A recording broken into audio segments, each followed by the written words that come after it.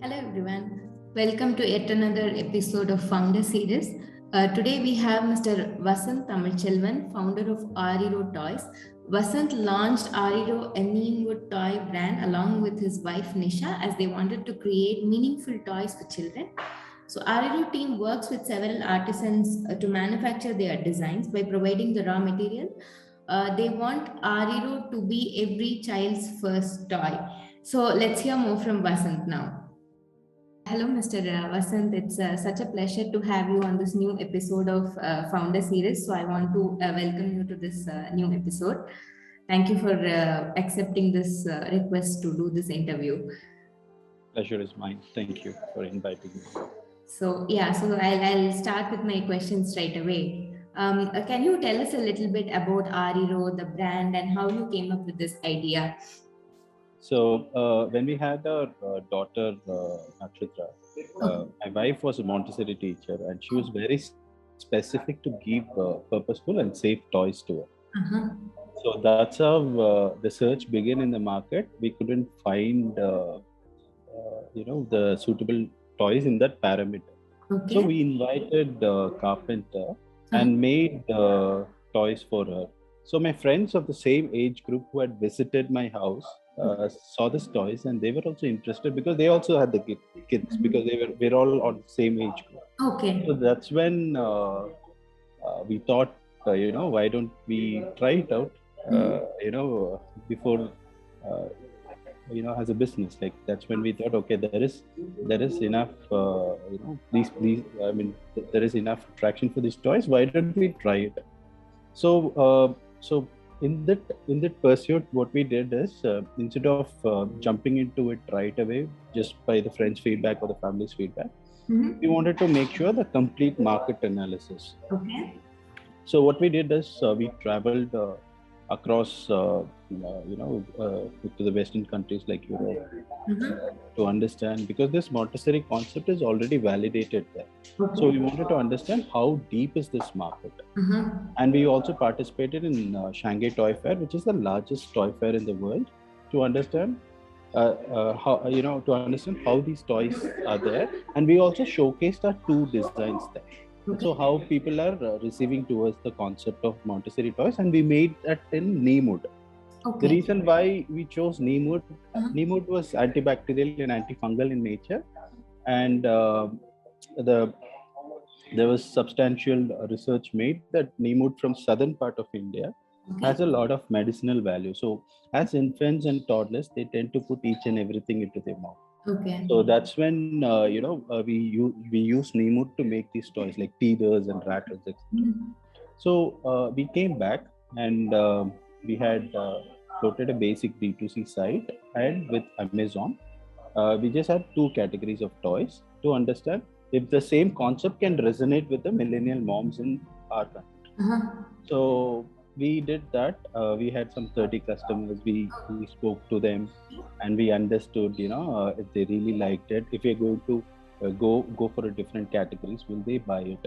Okay. So that's when we found there was a lot of interest, and there was a lot of feedbacks also. They were also giving us some tips on the designs and etc. So we were confident enough. That's when we started Ariro in June 2000. Super. So I love to say that it's such a beautiful thought actually to you tried and made toys. You work with a carpenter to make toys for your own kid. It's such a beautiful thought, and also Ariro is such a lovely name. So nice, very nice. So, who are your target audience now? As in, who are target customers? Are you focusing only on newborn parents, or also can you tell us a little bit about how are you acquiring your customers right now? Sure. So most of the customers who we have acquired so far, which firstly, primary what we get the feedback is word of mouth. Our targets are others between 20 to 35 years old. Okay. And they're all closely knitted. There is a lot of when you're doing good things, spread that spreads fast. Same thing with the bad things as well. But they would like to recommend us. So that's how we managed to get this word out. And Okay. have a growth rate of 5 to 10% monthly. Okay, it's marketing is purely based on word on mouth, is it? You don't do anything. There is a basic marketing we do. We have a very minimal budget because we are a bootstrap company, and we are, we spend around 2-3 lakhs on marketing, but our revenue stands around 35 lakhs a month. But with just that, 2 to 3 lakhs, you will not be able to, if you're going to weigh it, we won't be doing a justification unless and until we have a word of mouth spread. Because this segment as such, among these mothers, it's strongly when we took a feedback. It is mostly word of mouth.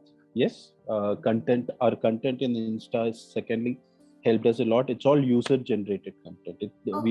Since we have very less funds for making our own content and things like that, it's all user generated content we use in Instagram. We have around 63. You work with like a set of influencers for that, or how? Yeah. We work with influencers, micro influencers. Okay. Apart from it, we also get these genuine mothers to who post with their toys. So they themselves post without any.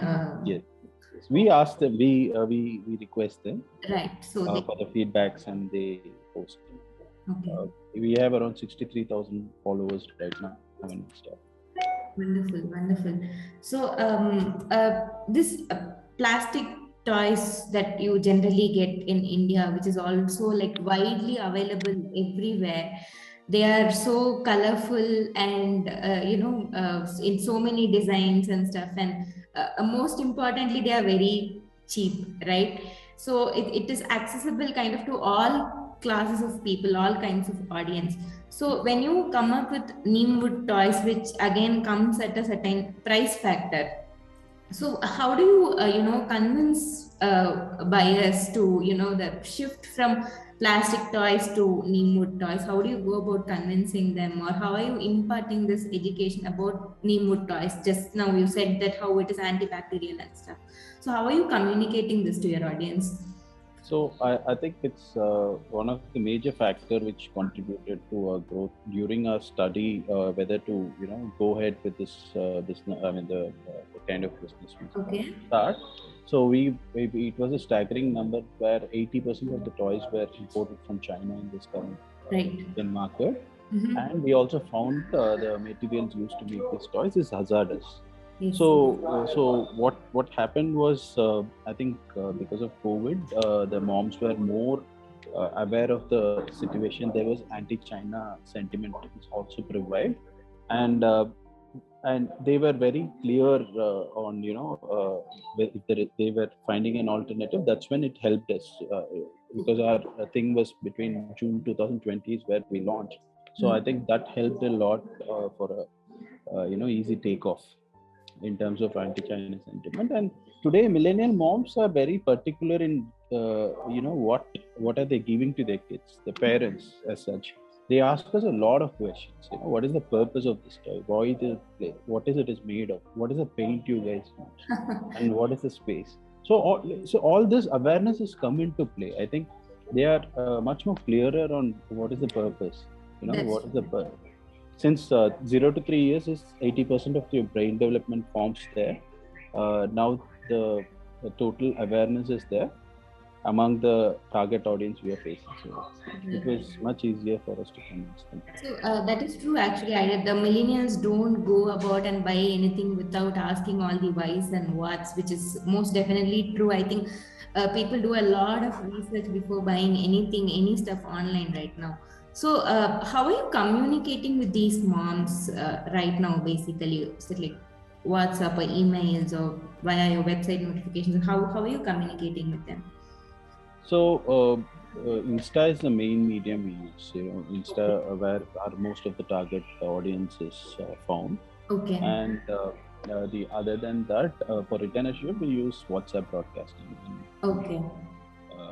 And we have this push notification use sometimes. We just started to use push notifications. We were not using it earlier, but mainly it's through Insta is where we communicate a lot of things. So with your customers also, you communicate with them one-on-one, or in personal, or how is it done? Certain customers, yes, there is star customers always. They brand loyalists. would always come to us and ask a lot of questions. If there is a mistakes, also thing is that we'll target them. In fact, the certain products we send it to them without cross talk, so to understand if this product is really working Okay. before taking it to the masses. So Right. the process here is from ideation to execution takes 3 months. Like the 3 months include making of these toys, feel free. Like we all know, like set of Montessori teachers Right. design these toys, and we send it to a few customers earlier, like who's helping Ariro to grow. Okay. So we send it to them, get the genuine feedback. Once they say go ahead, we get into it. Super, super. So, I mean, you just talked about this feedback, and so, do you have any feedback system incorporated in your website, or how do you collect this feedback from your users? Is question number one, and the next question would be like, how do you go about implementing this feedback in your growth journey? So yeah, so initially for a product feedback, we surely know, like we do only 5 to 10 pieces initially to send it to these mothers to understand how they're liking it, if there is some changes has to be made for the products and things like that. So once the product is sure short, then we launch it to the market to the customers. So Mhm. once we launch it to the customers, within 7 days we send a reminder for the review. If it's a there is, you see, we have from the category, we have a bigger products and we have a small products. Bigger products is sent in a flat packaging where the customer has to be spending between 15 to 30 minutes for assembling, Okay. because it's a DIY product, like Uh-huh. Okay. few products like Pickler Triangle and Jungle Gym, etc., Okay. which is going to take a 15 minutes to 30 minutes time period. Mm-hmm. So when automatically we call them for when we send those products, automatically we call them if there is any, though there is a visual instruction manual and a visual assistance in place, we already also call them if there is a video call assistance which is required. Okay. Super. So that is one. The other thing, how we interact is any product which goes to the customer, 7 days is where we send a reminder for the review. Okay. Okay. If the customer sends us a review, if it's good, there is 3 parameters: good, excellent, and bad. So Okay. if there is a good and excellent, we take it at the face of it. If there is a bad, then we reach out. I personally reach out, like for morning, my 9 to 10 o'clock is my routine is like Oh, Monday to Friday. 9 to 10 is my routine. Like I send them a WhatsApp whenever they're free. I give them a call and understand, because that's where, since we are setting the fundamentals right, that's a right. part of the growth journey. So we Definitely. wanted to ensure that every product is fruitful. So that's my first routine in the morning, to reach out to the negative review customers. Okay. Other Okay. than that, we have our helpline to call them and assist them in DIY, etc., if they are finding it any difficult. Uh-huh. If there is no reviews coming in, that's also something we worry about, and we'll call them and understand, why you are you happy, because we send them a second You still reminder. call them for a feedback, is it? Yeah. Super. So we call them. That is a 2-3 weeks gap. Okay. So we take that time and give them a call and understand, because for us, one thing, this content is very, very important. Uh-huh. We don't shoot anything apart from it. Mhm. Since we use it in our all platforms, we tell the parents that this is the reason we are calling Mhm. and things like that. Another thing is, if customer is genuinely happy, he will be happy to give you a good feedback, right? It's true. It's a bad, like he wants to complain, definitely he's going to give you a bad feedback. There is these customers, either of it, right? You need to understand why, if there is something wrong as well. Mm-hmm. So that we'll reach out to them. We don't leave them just like that. So That's we how will that's how ask. it should be in the early stages. I guess you'll have to work very closely with your customer and build your products and website along with the customer, taking their feedback. And it's wonderful that you're already doing this so promptly. And we are pure play D2C, like we are not in marketplace. Right. Post Shark Tank is where we are looking at some marketplace like Amazon, Mhm. because So we thought majority what are the product. from Yeah, website, is it? Okay. 80% is through our website. 20% is through Hamleys, the offline Oh, partner. We are okay. there 43 stores across India. Okay. The revenue currently we are clocking 80% is through website. That's how our journey is going to be in the future also. Whatever the product is completely standardized, we are getting it to Amazon, Subscribe. Okay. There is Pepper Fry. We have launched a few products. Okay, super. We just started this journey. Right, fine. So, do you have any specific user retention strategies that you're going about, or how do you boost repeat transactions in your website currently? Uh, Honestly speaking, we haven't. We are very bad at that in the retention strategy. Oh, okay. Right now is where we are devising a plan of customer retention So, strategy and things like that, right. where we have put in a lot of things into place. I mean, we are just automizing it. There is no automized way of doing it. So it's a wrong person you're asking. No, I mean, you're already thinking about it and you've started working towards it. So I think you're still on the right path. And also, there are so many.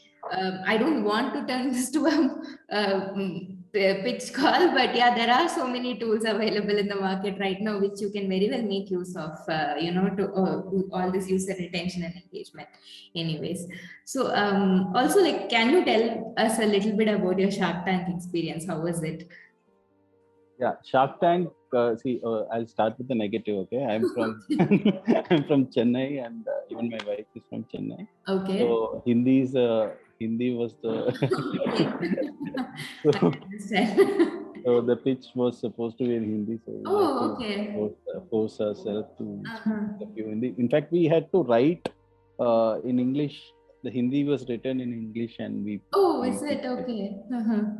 So that's how that was the only difficult thing. Other than that, the entire experience of Shark Tank was very good. In fact, we went and we told the sharks as well. While during the pitch, soon after finishing the pitch, I told them, like, 35 years I didn't learn Hindi. In 3 days, I could not. I'm not able to learn. So they were very sweet enough to translate everything into English. See, they shot for, like, I think 1 hour or something, but the pitch was only for 14 minutes. It got relayed in the team. A particular pitch was shot for 1 hour, is it? Yeah, a particular pitch was shot for 1 hour. Only that gist of it was rolled out to the team. Like, it was aired. So that so we told them. They were very sweet enough, and we had a lot of offers there and things like that. And for us to go there, honestly, was more to get visibility for the brand. And yes, we did. That post Shark Tank experience was overwhelming. A lot of people showered a lot of love for the brand as well as for us. so it was very nice because I mean, right now I think you have some 64K followers, you said, but I think I remember you telling a different number in the show. So probably 43,000. We were 43,000. 43,000. I mean, the 43,000 followers were there when we were in Shark Tank. Post Shark Tank, it was for 64,000. So, but Shark Tank, one good thing, like Aman and Piyush, people like it. If you come and speak to my office people, I used to mention them every day. Like Aman, Piyush, or there is this Tarun Sharma of M Cafe. I used to mention them every day because the kind of D2C ecosystem these guys have built and the amount of knowledge they shared is where helped us to, pick up the bits and pieces of to build up a business in D2C distribution. They are definitely huge inspirations for all the D2C brands in the country. So for me, it is it was to meet them and talk to them. Today we do it on a daily basis. Post Shark Tank, after these guys have come on the board, there is a WhatsApp group between me, my wife, Aman, and Piyush, where each and every doubts we get clarified and things like. Since because these guys have already built and they've taken this journey, so we have a lot of doubts whether to take this call or no.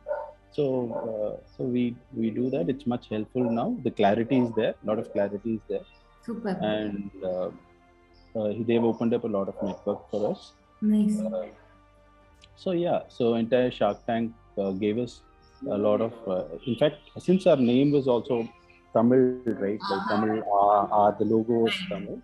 And not only because of that, we were very strong.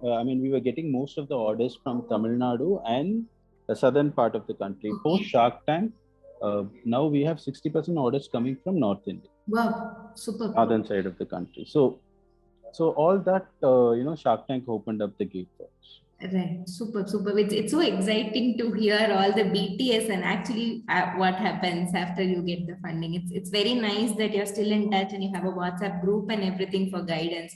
So I'm sure such a good decision to pitch to the sharks, I guess then, right? True. Because there is a price factor involved in Namewood toys, I do believe that your customers will be a niche set of customers. So, I mean, do you agree with that? Or, so what are your plans for scaling up?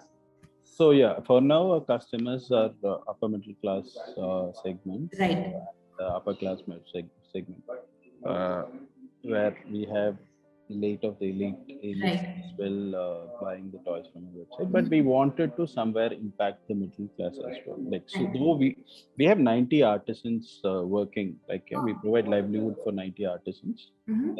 especially 60 of them for the rural artisans. We are working with one clusters now, complete toy clusters, where their livelihood is like 90 artisans livelihood is taken. In terms of customers, where we are targeting upper middle class people now, and the upper class is where we are the customers. Where when we grow as a volume, right, like high, when there is a high volume, we can bring down the cost of production. Right now the cost of production is not brought down. At scale, definitely we can bring down the cost of productions, and Okay. then definitely this toys will be uh, affordable even for the middle class.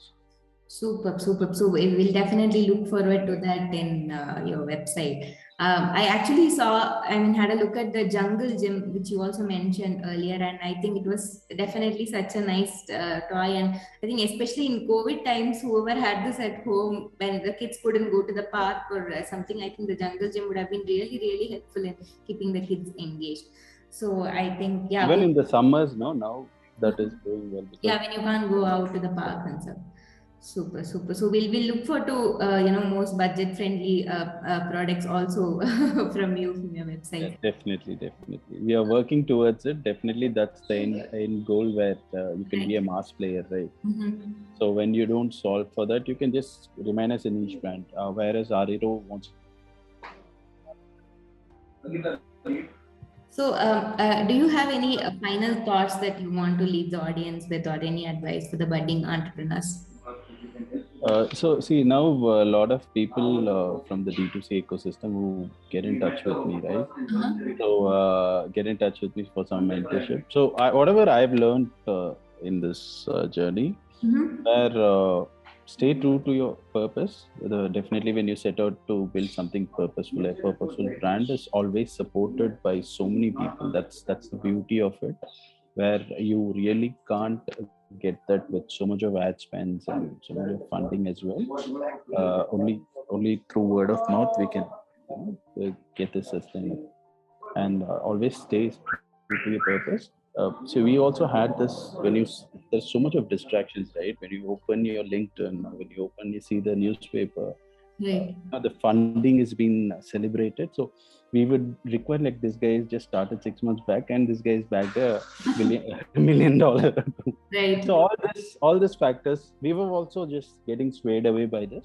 Oh, But one point of time, we realized, whatever we started, let's stay grounded and make sure that fundamentals are right. Fundings automatically will come into place. They will follow it, and it's just you will be selecting at the end of it. And another thing is when you told Shark Tank, right? uh-huh. So Shark Tank. One good thing is that when we approach these marketplaces prior to Shark Tank, there was hefty margins these guys were demanding.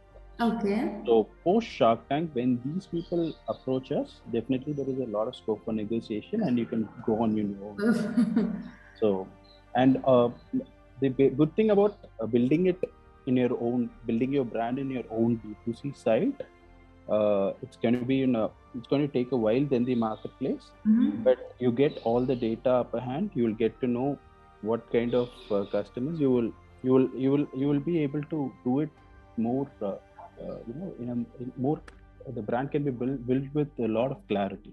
Super. So so that's about it. Right, right. So I think that's some lovely advice for the budding entrepreneurs or even who are in the idea stage now. Superb. So nice. It was so wonderful talking to you, Vasan. Thanks for doing this interview, taking out the time. And I remember you telling that in Shark Tank that you want Ariro to be every child's first toy. So I wish you all the best in achieving